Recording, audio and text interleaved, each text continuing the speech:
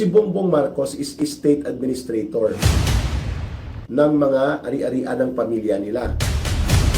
At may utang po sila sa buwis na hindi nila binabayaran, no?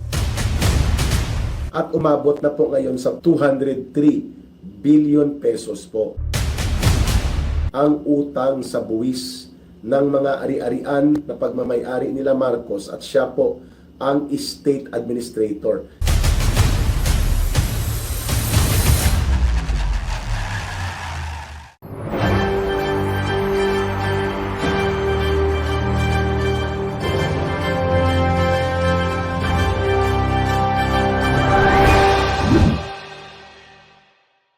Inamin ng Bureau of Internal Revenue, mga kababayan, na pinadalhan po nila si Marcos Jr., ang pamilya nila, iwan ko kung si Imelda, si Bongbong, kasi ang state administrator, pag sinabing state administrator, ito po ang nagpapatupad ng pamumuno kung paano i-manage ang mga ari-arian na naging pamana ng pamilya sa mga next generation.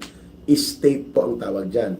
So si Bongbong Marcos is state administrator ng mga ari-arian ng pamilya nila. At may utang po sila sa buwis na hindi nila binabayaran, no? And ito po ay kinasuhan sila noon ng gobyerno. I think that was the time of Noynoy Aquino or Gloria pa, na kinasuhan ito sila at umabot na po ngayon sa 203 billion pesos. Again, hindi million. 203 billion pesos po ang utang sa buwis ng mga ari-arian na pagmamay-ari nila Marcos at siya po ang state administrator. And this is already a decision rendered by Supreme Court with finality. Pero hindi po nagbabayad sila Marcos ng buwis na ito.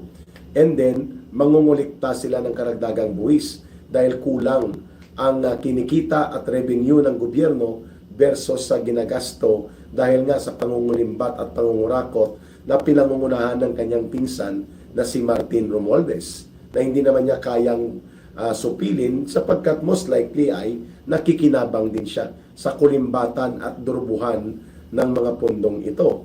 So 203 billion pesos po ang babayarin sa buwis ng pamilya Marcos na sinisingil po ng Bureau of Internal Revenue.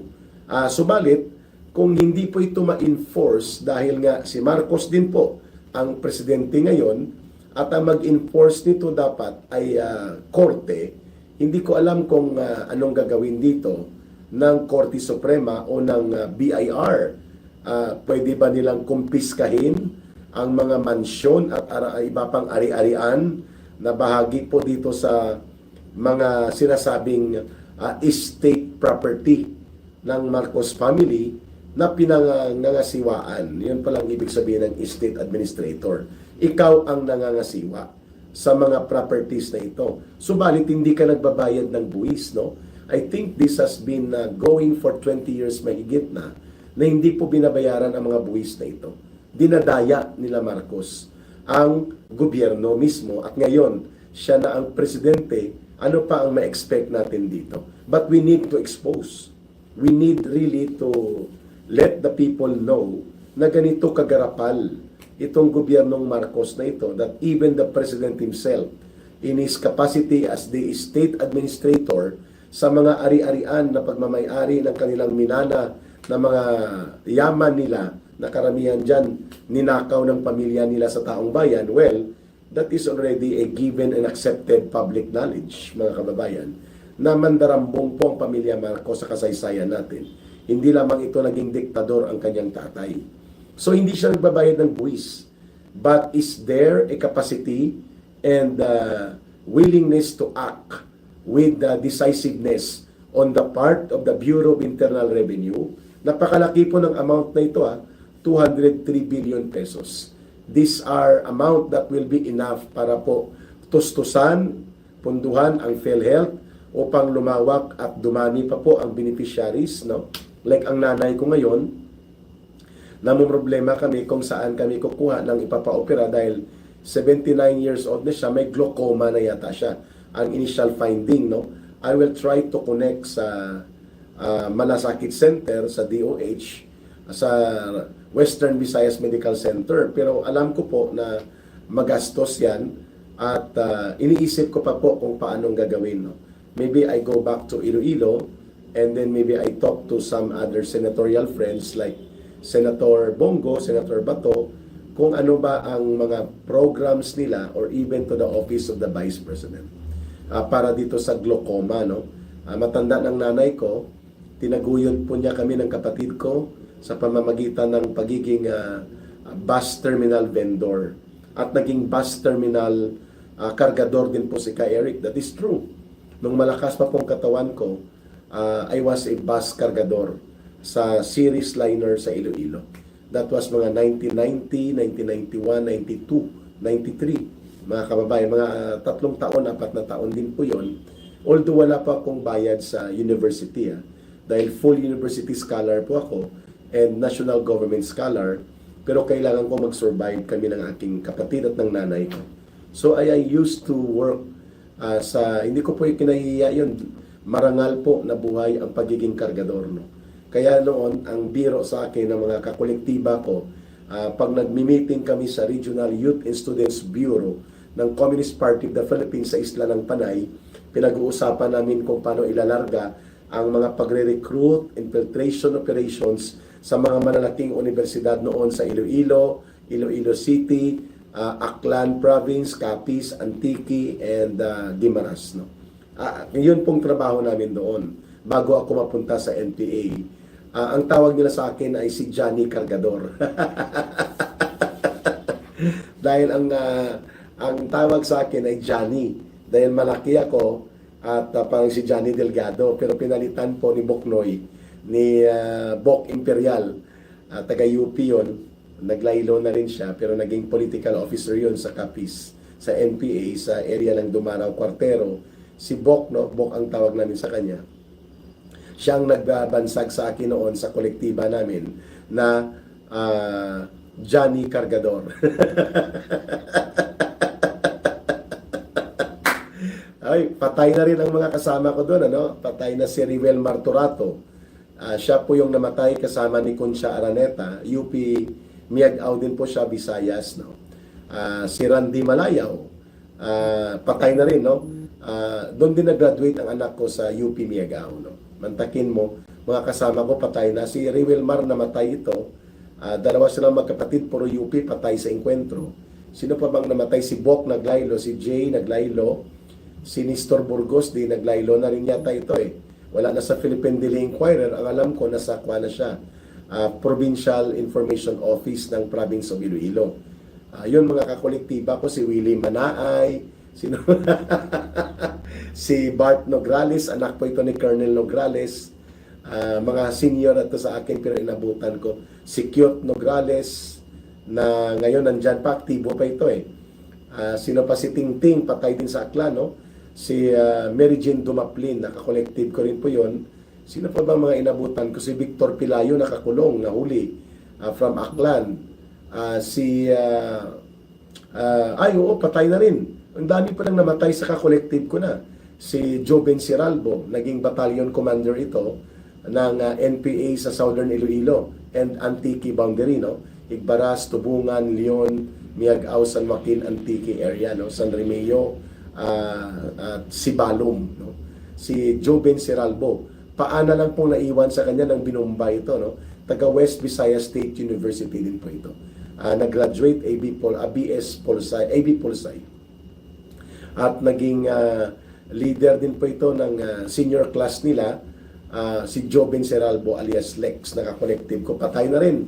Mga kababayan ba, siguro kung si Ka Eric hindi bumalik at hindi ako ginabayan ng Panginoong may kapal, patay na rin ako malamang. No? Mantakin mo ilan yan sila. Rivelmar, patay. Si Joven Seralbo, patay. Mary Jane Dumaplin, patay. 2 UP, isang West. No? Ang isa Laylo, nasa Provincial Capitol. Si Bok, nagtatrabaho na yata. Then, sino pa ba ang isa nag-abugada? Nag-abugada na si Karen ni Daniel. Nag-abugada na rin itong Kulukoy na to. Pero parang aktibo pa rin ito sa Communist Party dyan sa Iloilo. No? Nag-lawyer na ito si Rene, si Marlon. Ayan, mga nag-abugado na mga ito. Oy! Huwag nyo nang itanggi. Magkakasama tayo noon sa Regional Youth and Students Bureau, RYSB. And then, napunta ako sa Special Urban Party Committee na nagpapatakbo ng bagong alyansang Makabayan, Bayan Muna. Kaya matagal-tagal din po, no? Almost 10 years sa urban operations and more than 10 years din sa New People's Army National Operations Command. Hindi po ako napunta sa mga unit na pang-teritoryo. National unit pong pinuntahan ni Ka Eric, no?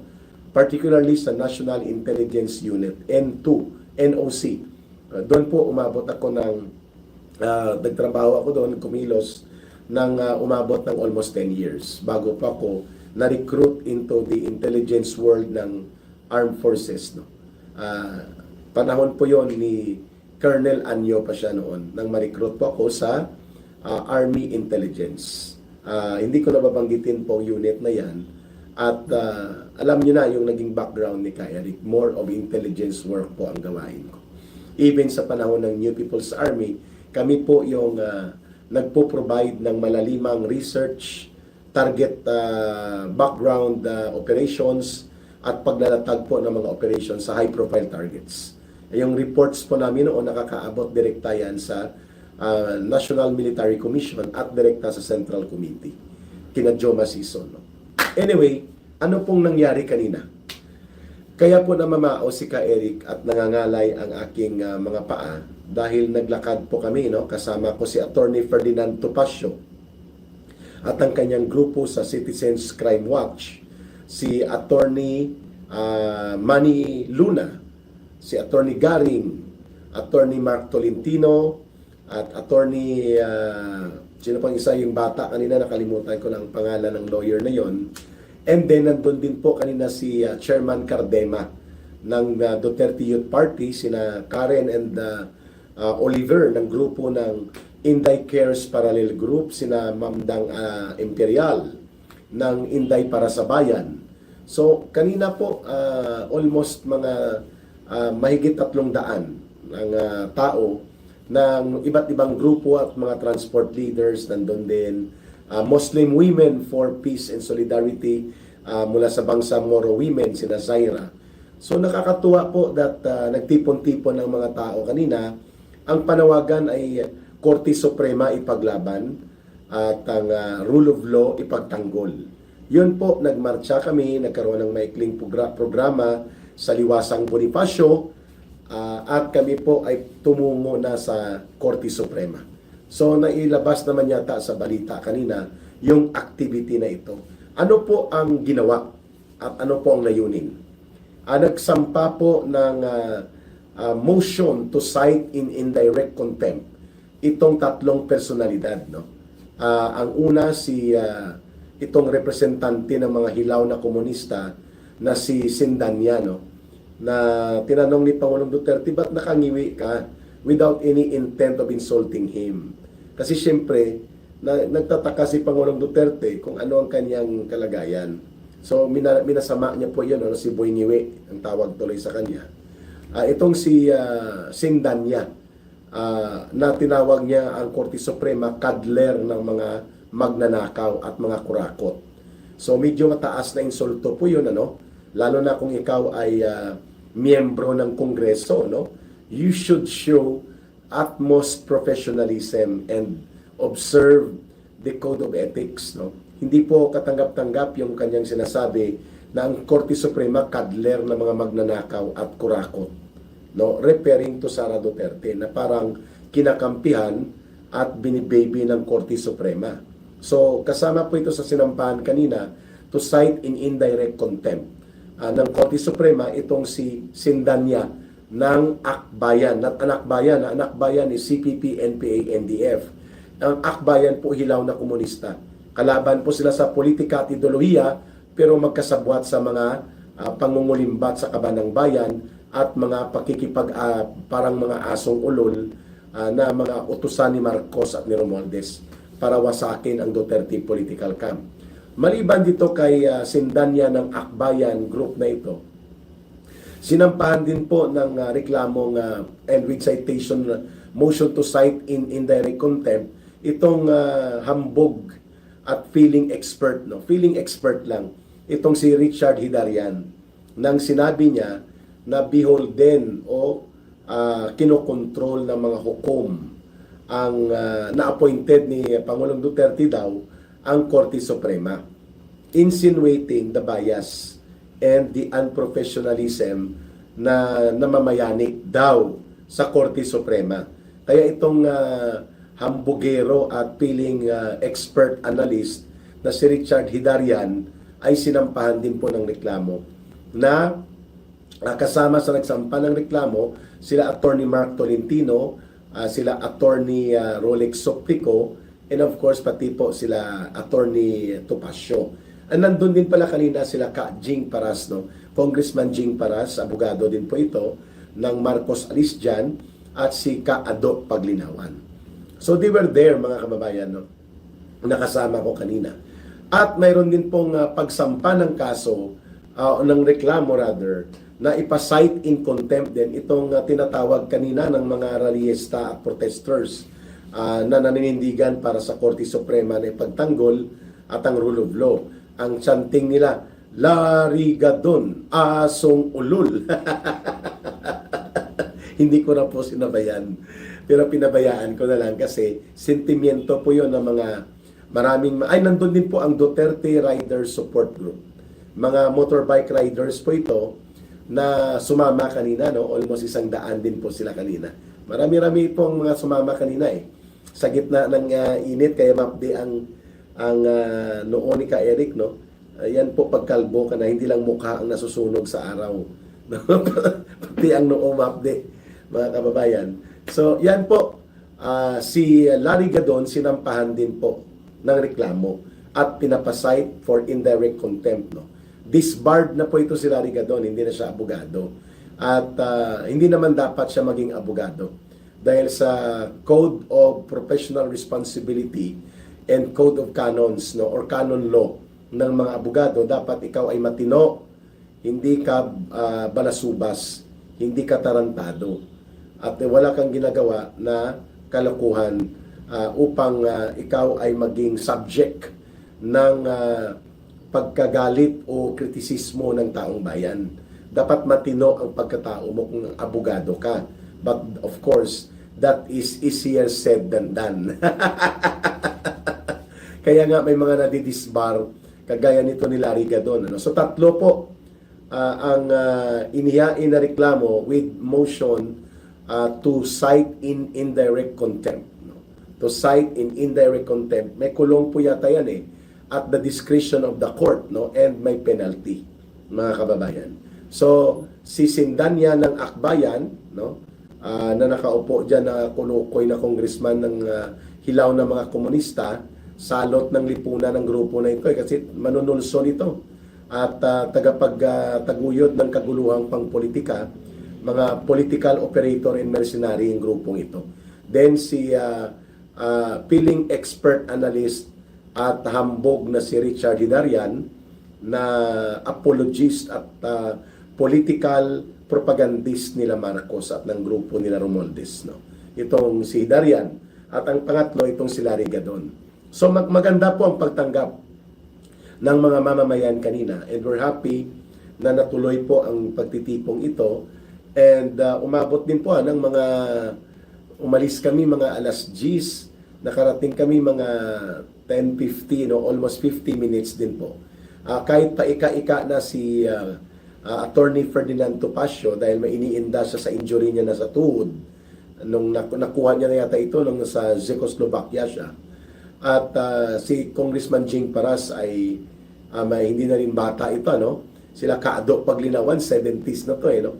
Nagmarcha po, no?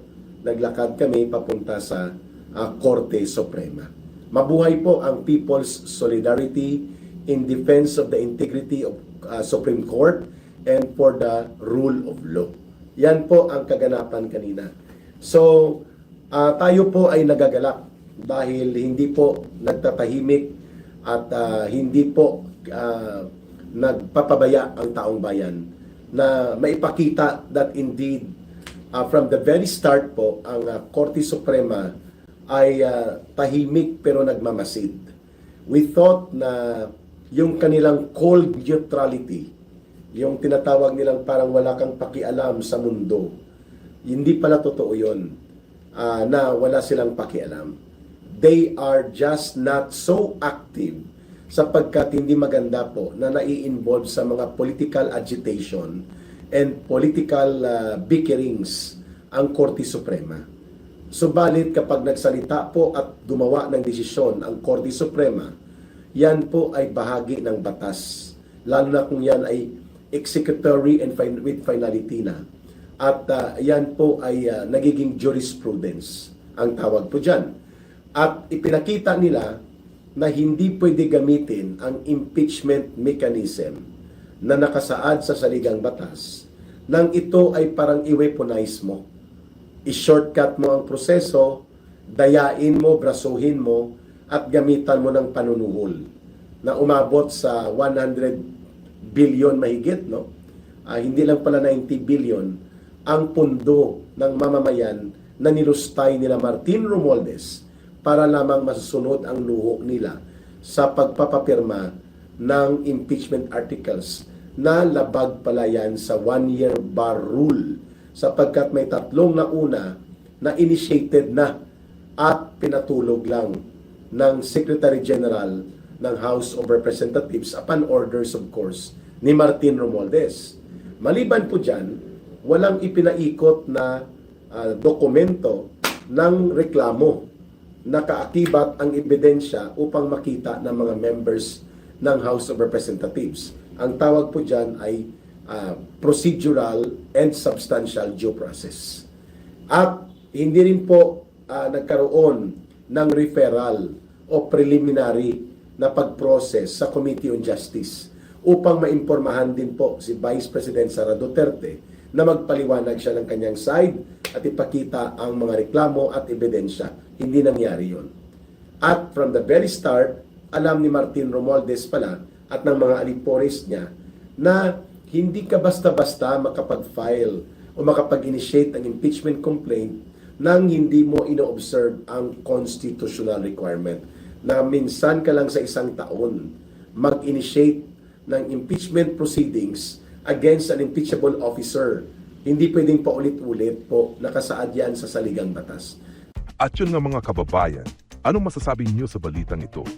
Maaring ihayag ang inyong opinyon at kuro-kuro sa comment section sa ibaba. Huwag din kalimutang mag-like, mag-subscribe at mag-share sa bidyong ito. Maraming salamat sa panonood.